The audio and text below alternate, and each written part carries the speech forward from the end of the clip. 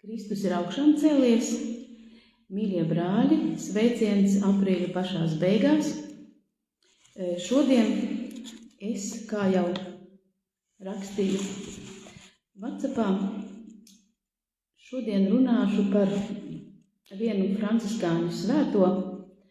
Ļoti interesanti, tieši plašs materiāls ir atrodams Māja Mieram Tūmiņš mēneša svētais. Mieram Tū grāmatiņā. Tātad interesanti arī es skatos, viņa piemiņas diena ir 20. maijs. To es pirmo reizi šādu svēto redzu, jo 20. maijs man ir ļoti zīmīga diena. Pirms 36 gadiem es tiku nokristīta 20. maijā Lutera draudzē pie Jura Rubeņa.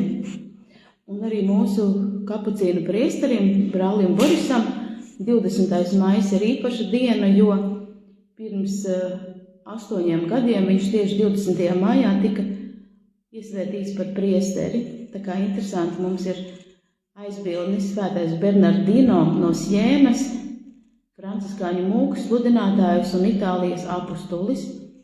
Viņš ir dzimis 1380. gadā, tātad dažus gadsimtus pēc paša Franciska, un ir, paldies Dievam, ir saglabājušies materiāli par viņu, jo reizēm ir tā, ka 12. 13. gadsimta svētajiem tur ir diezgan aptuvenas dzimšanas datums, un arī tie dzīves notikumi reizēm atšķirās un nevar īsti saprast, vai tas tā ir bijis, vai tas ir tikai tāda kā leģenda izdomāta.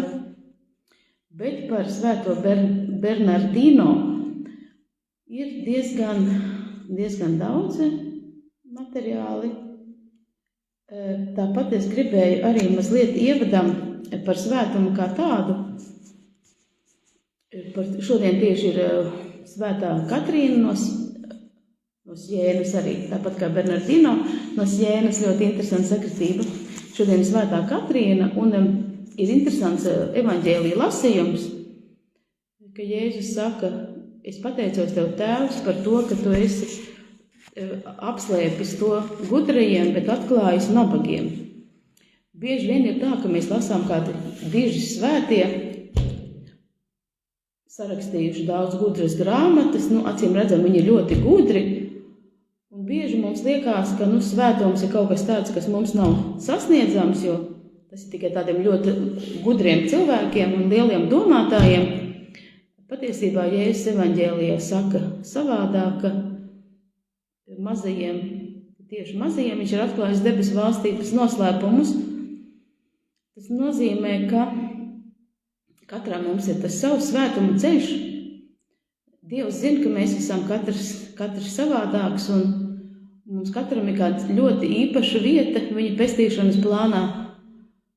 Mēs ar savām spējām, vai reizēm arī tā, ka Dievs izvēlās cilvēkus, kuri tā kā netic, ka Dievs viņus aicina, jo tas īsti, viņi saka, es esmu grēcīgākais, Francisks teica, es esmu grēcīgākais no visiem cilvēkiem, un nezinu, kāpēc Dievs man ir izvēlējies. Un tā principā arī ir Dievmāte, kad pie viņas atnāk eņģelis, viņa arī tāda, nesaka tā, ka, protams, es esmu pelnījusi un sen jau gaidīju, ka tās notiks kaut kas, ka Dievs mēdz mūs pārsteigt. Mēdz mūs pārsteigt, ka kā tas notiks, vienkārši mums ir jātic Dievam, ka viņam viss ir iespējams. Mēs nezinām, kā tas notiks, kā tas ir iespējams, kā Marija teica, kā tas ir iespējams, jo pilnīgi tāda nereāla lieta viņai piedāvāja. Bet galvenais ir gatavība. Galvenais ir gatavība, jo Dievs iespējams ir paredzējis mums kādu ceļu, kas atšķirās no tā, ko mēs esam iedomājušies. Un svētums ir vienkārši vienotība ar Dievu, ka mūsu griba savienojās ar Dieva gribu. Mēs pilnībā pieņemam visu, ko Dievs mums dod. Un ja mēs esam savā vietā, ja mēs darām to, ko Dievs no mums grib, tad var just, ka mūsos ir tāds miers un prieks. Varbūt mēs nezinām uz priekšu kaut ko, kas būs, bet mēs vienkārši paļaujamies uz Dievu, jo ļoti svarīgi ir nevis tikai ticēt Dievam, jo arī ļaunie gari tic Dievam, bet uzticēties viņam, veidot personīgas attiecības, iepazīt Dievu kā mīlošu tēvu un uzticēties viņam. Neraizēties par rītdienu, kā saka evaņģēlijs, jo Dievs katram dod to, kas viņam ir vajadzīgs. Mūsu dienascho maizi, un maizi tieši šodienai, varbūt nevis nedēļu uz priekšu. Vienkārši tas, kas ir mums no svētajiem jāmācās, nevis viņi jādarina, bet jāmācās paļāvību uz Dievu, ka viņi ļauj, lai Dievs viņus vada, lai viņus sūta un caur viņiem darbojās. Jo mums ir jābūt kā Dieva klātbūtnē šajā pasaulē, Dieva acīm, Dieva rokām, Dieva sirdī cilvēkiem, ko mēs satiekam savā dzīvē. Tāpēc iepazīsimies ar brīnišķīgo franciskāņu mūku, Svēto Bernardino. 15. gadsimta pirmajā pusē Itālijā bieži varēja redzēt pa ceļu ejam kalus no neliela auguma vīru franciskāņu mūka habitā. Visi viņu pazina, tas bija Bernardino no Sienas, kas nenoguris izstaigāja visu Itāliju, sludinot un aicinot uz mieru un atgriešanos pie Dieva. Lai klausītos viņas prediķus, cilvēki pulcējās pilsētu laukumos, jo baznīcās tiem nepietika vietas. Tā kā nekādu tehnisku līdzekļu nebija, lai pastiprinātu runātāju balsi, paaugstinājumu, uz kuriem viņš stāvēja un sprediķoja, tika celti, ņemot vērā vēja virzienu. Un tos novietoja tā, lai ļaužu pūlis viņu pēc iespējas labāk dzirdētu. Svētais Bernardino, nākamais franciskāņu mūks un Itālijas apustulis, dzimis 1380. gada 8. septembrī, dienā, kad baznīca svin jaunavas Marijas dzimšanas dienu. Viņa tēvs, dišķiltīgās Albiceskī dzimtas pārstāvis, tajā laikā pārvaldīja Masas Maritimas pilsētiņu, kas tolaik piekļauts Sienas lauku teritorijā. Tur arī Bernardino nāca pasaulē. Vecāki savu dēlu nosauca par godu svētajam Bernardam no Clairvaux, izcilam cisterciešu abatam un mistiķim, kas sevi veltījis Dievmātei. Mazā Bernardino bērnība nebija gaiša un bezrūpīga. To apzīmogoja sēras. 3 gadu vecumā viņš zaudēja māti, vēl pēc 3 gadiem tēvu. Zēnu savā ģimenē pieņēma viņa tantes māsa Diāna, kura nomira, kad Bernardino bija 11 gadus vecs. Pēc tam par zēna auģu vecākiem kļuva viņa tēvocis Kristofers ar sievu Piu, kas dzīvoja Sienā. Taču Bernardino mīlestībā un ticībā audzināja tantes Tobija, franciskāņu terciāre, un Bartolomeja, augustīniešu terciāre. Viņš ieguva vispārēju izglītību un pēc tam apguva filozofiju un padziļināto kursu kanoniskajās tiesībās. 1397. gadā Bernardino iestājās Dievmātes brālībā, kurai piederīgie vīrieši brīvprātīgi kalpoja Sienas Santa Maria de la Scala slimnīcā. 1400. gadā Sienā sākās mēra epidēmija. Katru dienu nomira vismaz 20 cilvēki, un daudzi no viņiem bija tiem, kuru pienākums bija aprūpēt slimniekus. 4 mēnešus Bernardino un viņa biedri dienu un nakti strādāja slimnīcā. Kad epidēmija bija beigusies, saslima arī Bernardino. Tā iemesls bija spēku izsīkums. Pēc atveseļošanās viņš atkal kļuva par slimo kopēju. Šoreiz jauneklis bija atbildīgs tikai par vienu cilvēku, par viņa slimo tanti. Viss pieredzētais īpaši mēra epidēmijas laikā noteica Bernardino turpmāko dzīves ceļu. Viņā ar vien spēcīgākas kļuva ilgas veltīt sevi Dievam. Gavēnis, lūgšana un vientuļnieku dzīve nespēja remdēt viņa slāpes pēc Dieva.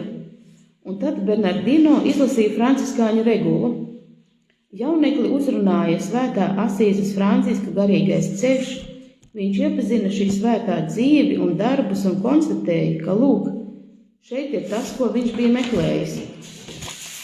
Pēc tantes aiziešanas mūžībā Bernardino 1402. gada augustā izdalīja visu savu mantu nabagiem un 8. septembrī savā 22. dzimšanas dienā iestājās Svētā Franciska dibinātajā ordenī, lūdzot atļauju noviciātu laiku aizvadīt Kolombajo klosterī, kur kopiena dzīvoja absolūtā nabadzībā un askēzē, cenšoties stingri ievērot Svētā Franciska rakstīto regulu un atstāto testamentu.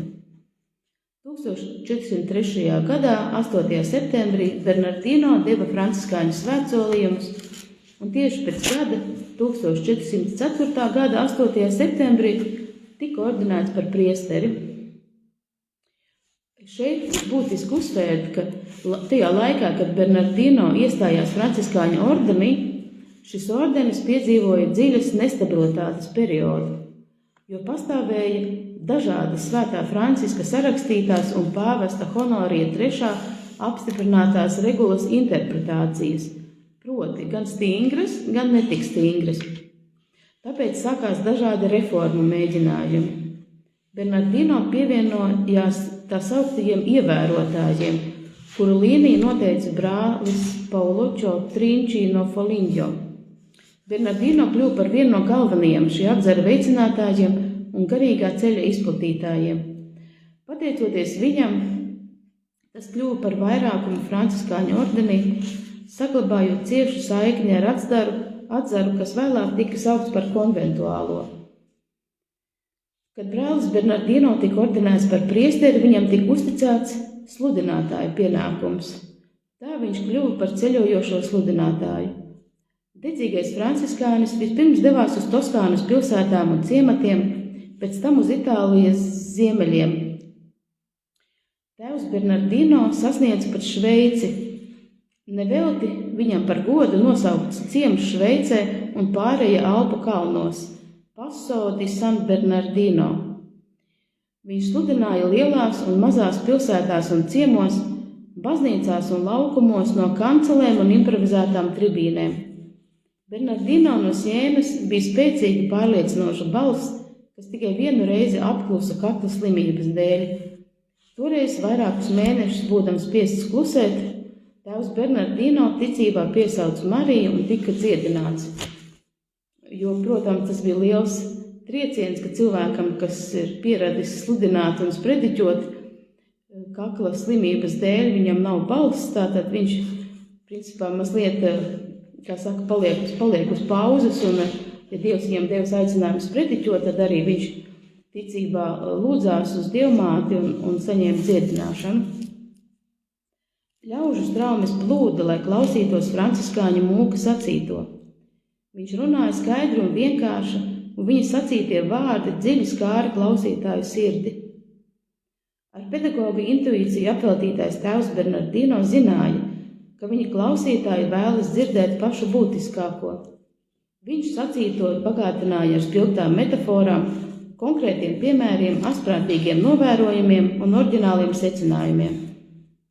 Laikmetā, kurā valdīja nesaskaņas starp pilsētām un ietekmīgām ģimenēm, kā arī politiskas cīņas un vardarbība, kā arī nereti notika sacelšanās pret baznīcu, tēva Bernardino sprediķi bija skarbi un lika klausītājiem apzināties viņu personisko un kolektīvo atbildību.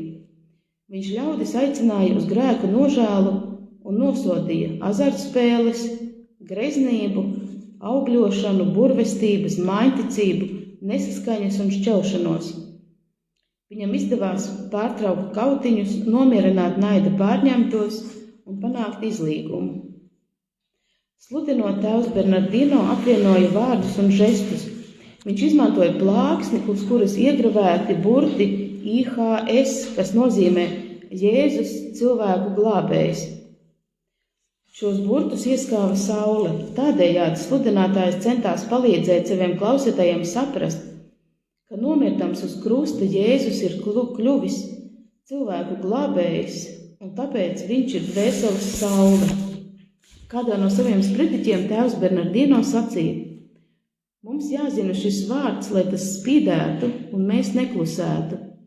Šis logo minētie 3 burti, kurus ieskāva Sauda, tika izvietots publiskajās un privātajās telpās, aizstājot ģērboņus, ar kuriem lepojās dižciltīgās dzimtas un korporācijas. Svētā Bernardino sludināšanai bija tūlītēja ietekme. Viņš prata nomierināt nemiera, dusmu un naida pilnās sirdis, panākt, ka tie, kuri viens pret otru karo, izlīgst. Pilsētās, kurās tēvs Bernardino ieradās, viņš nereti nodibināja jaunas baznīcas, klosterus un brālības un panāca, ka tika aizliegtas azartspēles. Pētnieki ir veikuši vispusīgu Svētā Bernardino sprediķu satura analīzi un izdalījuši 9 galvenās šo sprediķu tēmas. Pirmā tēma – ģimene, uzsverot vecāku nozīmi savu bērnu morālajā un reliģiskajā audzināšanā. Otrā – studijas, ka tiek uzskatīts par dievam tīkamām, kas nepieciešamas personības attīstībai. Trešā – evaņģēlija nozīme ikviena cilvēka dzīvē, jo tas ir kā asinsrite, kas garantē ķermeņa veselību. Ceturtā – miers sirdīs un starp cilvēkiem, jo vardarbīgi konflikti un šķelšanās kaitīgi ietekmē sabiedrības dzīvi. Piektā – godīgums, jo krāpšana, maldināšana, korupcija un augļošana grauj cilvēka cieņu un kaitē kristīgajai labdarībai un sociālajā līdzās pastāvēšanai. Sestā – valdnieki, kas aicināti labi pārvaldīt pilsētu, nevis demonstrēt nekompetenci un tiekties pēc sava labuma. Septītā – taisnīgums, kas ir neaizstājams tikums, jo labāk ir dzīvot bez maizes nekā bez taisnīguma. Astotā – miers, kam jāuzveic tieksme pēc kara un varas. Devītā – neatbilstoša sieviešu mode, kas var novest pie amoralitātes un augstāko vērtību neievērošanas. Tēvs Bernardino dziļi izprata sava laika sociālās problēmas un dedzīgi vēlējās vadīt cilvēku sirdis uz patiesību un mieru. Turklāt viņš veicināja arī pilsoniskās reformas, piemēram, Sienas un Perudžas pilsētas izstrādāja jaunus pilsētu likumus, pamatojoties uz viņas sprediķu saturu. 1411. gadā tēvs Bernardino saslima ar mēri, un tāpēc viņam vairākus gadus nācās sludināšanu pārtraukt, līdz 1416. gadam. 1438. gadā tēvs Bernardino tika ievēlēts par franciskāņu ievērotāju atzara ģenerālvikāru. Viņa kalpošanas laikā klosteru skaits ievērojami palielinājās no 20 līdz 200. Un vēl 3 reizes tēva Bernardino vēlējās iecelt par bīskapu, un 3 reizes viņš no šī amata atteicās. 30 gadus tēvs Bernardino bija gājis no pilsētas no vienas uz otru, no viena ciema uz otru un nenogurstoši sludinājis. Viņam bija ļoti liela nozīme reliģiskajā atzimšanā, kas Itālijā norisinājās 15. gadsimta pirmajā pusē. Nevelti viņš tiek uzskatīts par Itālijas apustuli. Tad pienāca 1444. gada aprīlis, kad tēvs Bernardino kopā ar 4 pavadoņiem rītausmā devās ceļā, lai sacītu savu pēdējo sprediķi, kas atklāja viņa dziļo mīlestību pret cilvēci. Tēvs Bernardino miera apustulis bija plaši pazīstams ar savu spēju sasildīt cilvēku sirdis, panākt, ka tās izlīgst. Tā no Akvilas bīskaps viņu uzaicināja būt par starpnieku un veicināt izlīgumu starp vairākām Akvilas ģimenēm, starp kurām ilgstoši valdīja naids, prasot daudzus upurus. Pabeidzis lielā gavēņa sprediķi Masā Maritimā, tēvs Bernardino, kaut arī bija slims un fiziski nespēcīgs, pieņēma bīskapa ielūgumu. Visur ceļā uz Akvilu viņš sastapa dievbijīgus cilvēkus, kas viņu ar godbijīgu uzņēma. Tomēr, tuvojoties galamērķim, tēva Bernardino veselība pasliktinājās, un ceļabiedri bija spiesti nest uz nestuvēm. Tēvs Bernardino nespēja sludināt un tika nogādāts Svētā Francika klosterī, kur 1444. gada 20. maijā nomira. Lūdzot tēva Bernardino aizbildniecību notika 10 brīnumu, tāpēc nav pārsteigums, ka pēc 6 gadiem Pēc viņa nāves pāvests Nikolais V viņu pasludināja par svēto. Svētais Bernardino ir Romas katoļu reklāmas un komunikācijas jomas aizbildnis. Viņa aizlūgumu lūdz arī azartspēļu atkarību, kā arī elpošanas un kruškuru slimību saistītajām problēmām. Tātad lūk, kāds interesants svētais. Es gan pie sevis nodomāju, ka būtu man jāpieķerās un jāsameklē vairāki svētie tieši no mūsu 3. ordeņa, arī īpaši tādi, kas ir pasaulē dzīvojoši, laicīgi cilvēki, ir Margarita no Kordonas, kas ir atraitne, un vēl ir jāsameklē kādi, jo, lai nerodās iespējas, ka svētums ir kaut kas tāds, ko var tikai sasniegt klosterī esot. Tā kā mūsu īpašā harizma ir būt franciskāņiem šajā pasaulē, tad arī es apsolu uz nākamo reizi atrast kādu laicīgu cilvēku, kādu franciskāņu terciāru, lai mums būtu tāda cerība, ka arī neesot klosterī, nekļūstot par priesteriem vai klosteru māsām un brāļiem, ka jebkurš cilvēks var pildīt savu Dieva doto aicinājumu, iet ceļā uz svētumu, un katrs savā vietā, kur viņš atrodās, var īstenot Dieva gribu, būt vienots ar Dievu, un man arī ļoti patīk, es lasīju par šo Bernardino, un pamanīju atsaucas, ka daudzi citi franciskāņu svētie, par kuriem es esmu lasījusi, ka viņiem principā ļoti daudziem piemīt spēja būt miera nesējiem, izlīdzināt dažādus konfliktus gan civilu cilvēku vidū, gan arī veselu valstu vai pilsētu vidū. Tātad tas arī apliecina, ka mēs kā franciskāņi, ka mēs esam miera nesēji. Tas nozīmē, ka mums pašiem sirdī ir jābūt mieram, ko dod paļāvība uz Dievu, un arī, ka mēs citos cilvēkos spējam sēt šo mieru. Labi, tad arī attiecīgi novēlu jums priecīgu mājas svētku brīvdienu laiku, un paldies, ka esat kopā ar mums, tad līdz nākamajai reizei. Labvakar!